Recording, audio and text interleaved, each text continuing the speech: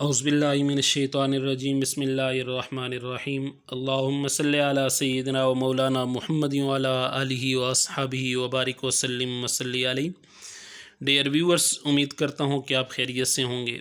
Next जो हमारे पास topic है वो है बाइल और पेंक्रियाटिक जूस। इनका थोड़ा सा हम कंपोजिशन को देख लेते हैं, इनका फंक्शन देख लेते हैं कि इनके और फंक्शन क्या हैं और इनकी कंपोजिशन किस तरह से है।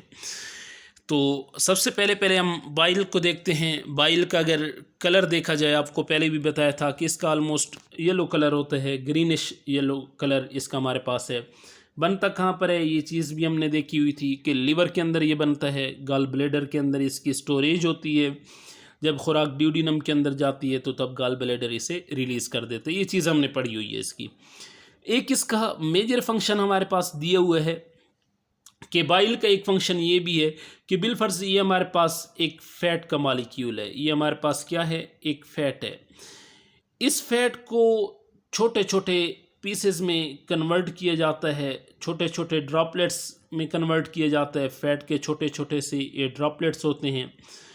बाइल क्या करता है, इस फ़ैट के बड़े मालिक्यूल को इन छोटे छोटे ड्रॉपलेट्स में बाइल कन्वर्ट कर देता है।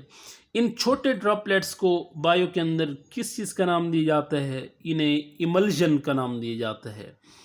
और ये जो प्रोसेस हो रहा होता है, इस प्रोसेस को किस चीज़ का नाम दिया जाता है, इस प्रोसेस को इमल्सिफिकेशन का नाम दिया जाता है। इस प्रोसेस को किस चीज़ का नाम दिया जाता है, इमल्सिफिकेशन का नाम दिया जाता है। तो बाइल का एक मेजर फंक्शन ये भी है, आपने इस चीज़ को भी जो है वो माइंड में रखना है। इसके साथ साथ पेंक्रियाटिक जूस को देखा जाए तो पेंक्रियाटिक जूस के बारे में भी हमने ऑलरेडी कुछ बातें पढ़ी हुई हैं। तो पेंक्रियाटिक जूस कौन रिलीज़ कर रहा होता है, पेंक्रियाज रिलीज़ कर रहा होता है। अब इस पेंक्रियाटिक जूस के अंदर कौन से एंजाइम मौजूद होते हैं, अमाइलेज एंजाइम भी मौजूद होते हैं, लाइपेज एंजाइम भी मौजूद होते हैं, ट्रेप्सिनोजिन एंजाइम भी मौजूद होते हैं। ऑलरेडी इन सब के फंक्शन हमने पढ़े हुए, दोबारा इसको थोड़ा सा देख लेते हैं कि अमाइलेज का हमारे पास फंक्शन क्या है कि ये पॉलीसेकेराइड को किस चीज़ में कन्वर्ट करता है। पॉलीसेकेराइड यानी स्टार्च को ये किस चीज़ में कन्वर्ट करता है, माल्टोज में कन्वर्ट करता है, इवन ग्लूकोज में भी इसको कन्वर्ट कर सकता है। ये हमारे पास अमाइलेज एंजाइम का फंक्शन है। इसके साथ साथ पेंक्रियाटिक लाइपेज यानी कि लाइपेज एंजाइम का फंक्शन क्या है, ये भी हमने पढ़ा है। फ़ैट को ग्लाइसरॉल और फैटी एसिड में कन्वर्ट करते हैं। यहाँ पर नेचुरल फ़ैट लिखा हुआ है, ट्राई एसाइल ग्लिसराइड या ट्राई एसाइल ग्लाइसरॉल का लिखा हुआ है, जो हमारे पास देसी घी होता है या मक्खन होता है, तो उसे हम बायो के अंदर ट्राई एसाइल ग्लाइसरॉल का नाम देते हैं।